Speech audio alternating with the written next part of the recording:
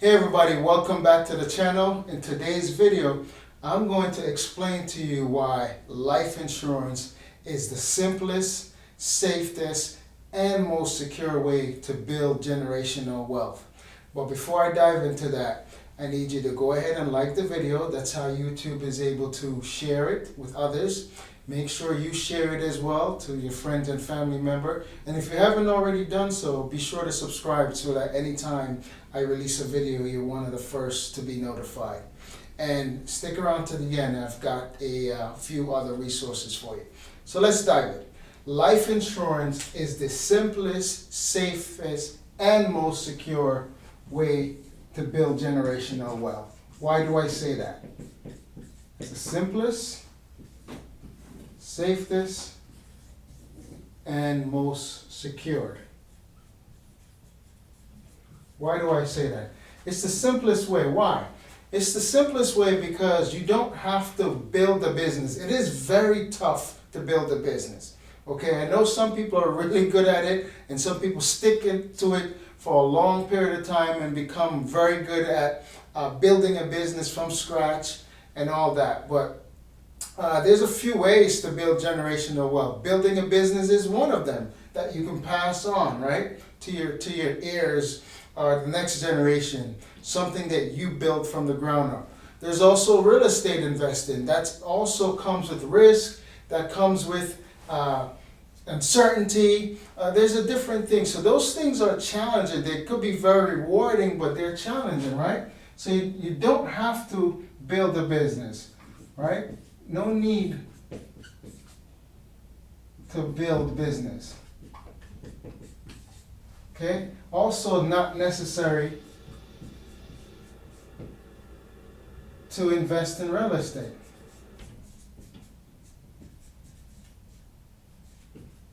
Okay? Am I saying don't do any of those things? No, I'm saying those are avenues to also build generational wealth, but they're not as simple. There's a lot of things that go into that. You could lose money in real estate too. I know it's advertised that created the most millionaire. Maybe true, but I think stocks have done that actually. The wealthiest people own a lot of stock, but it may have created the most millionaires from the ground up.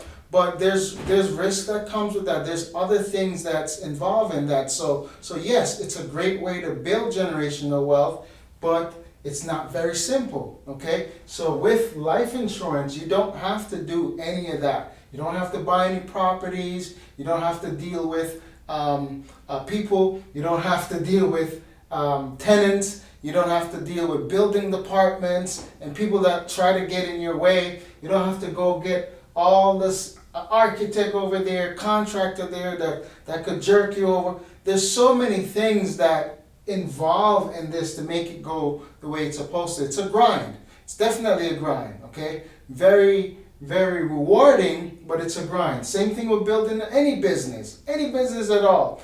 It's a grind, right? So this is simpler because you don't have to do all that. You just take up some of the money that you're earning and put it away. That's it. It's very passive, right? This is truly passive income because when you put your money in a life insurance policy, you don't necessarily have to do anything. You could just sit there and it's guaranteed growth, okay? So it's simple, right? Very simple to do.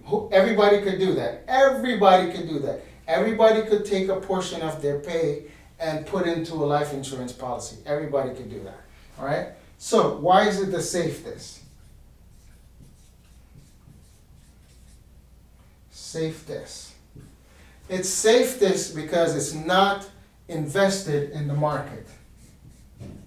Not invested in the market. So it's safe. It's a good way. It's a good way to get a very good return, much better than what's in the bank.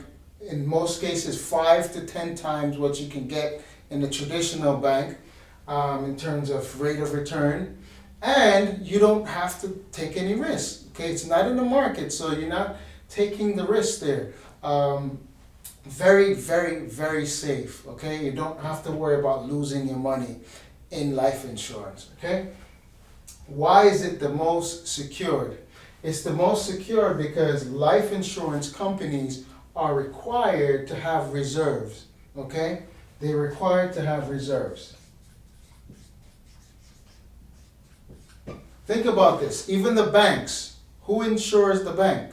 Life insurance company.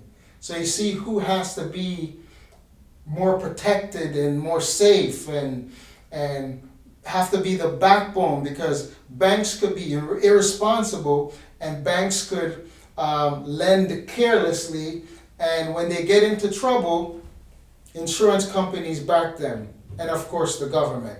But insurance companies have to have reserves, right? FDIC insured, that's an insurance company insuring your money that's in the bank, right?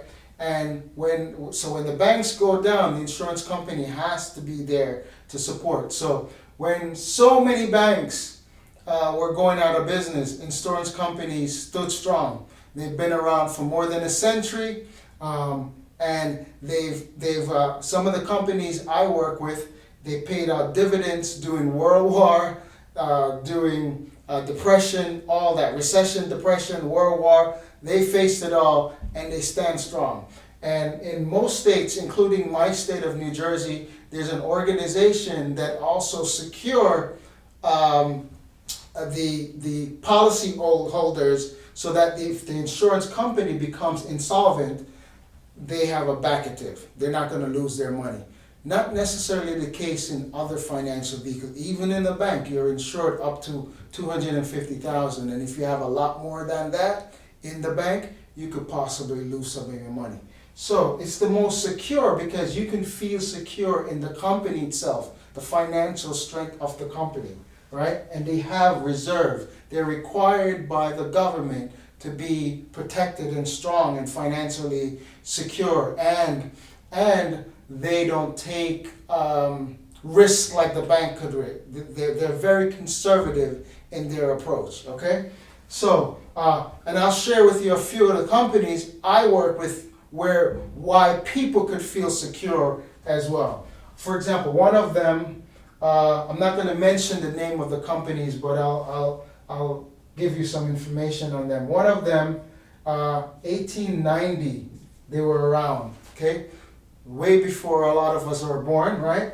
1890, way before we were born. Their rating, one of the organization rate them an A+. Anything over A is good. The other organization rate them at A3, okay, this is superior rating, very good rating, and the other one gave them an AA, okay. Anything over. Another company I work with, okay, look at the pattern here. Look at the pattern. They were formed in 1851. They were rated A++, okay. And they're also A3 over here, and AA+. So that's in terms of financial strength and service, okay? That means they're strong, you can feel secure, right? Going back to that, they're not going to go out of business. You can feel secure that your money is safe there, and they're not going to shut down and you lose your money, right? They have great financial strength and security. So you can go to sleep at night when your money's there. Another one, 1860. They are A++ here as well. They're AA1 and they're AA+. Okay, so all good companies with good financial backing. Okay. I don't do anything under A. It has to be A or better for me to do any business with them. So that's security, right? So again, it's simple because you don't have to do any complicated thing. You could just take your money from your paycheck and put it aside, and you're able to build wealth that way, and you can leverage that cash that you have in that policy over time. As it starts to compound, right? It's safe, it's not invested in the market, you don't have to worry about losing your money, losing any of your principal. And it's secured because it's based on strong companies that's been around way long before a lot of us were born, all of us were born, and they have very good financial strength. Plus, they are required by the government to have strong reserves so they can be the backbone of America. Hopefully that was insightful. Some of what I just talked about and more is in my book here, Get Your Life Together. I'll leave the link in the description so you can get your copy. Teaches you about how life insurance works and how you can use it as an asset to build generational wealth. Hopefully that was insightful. Talk to you soon.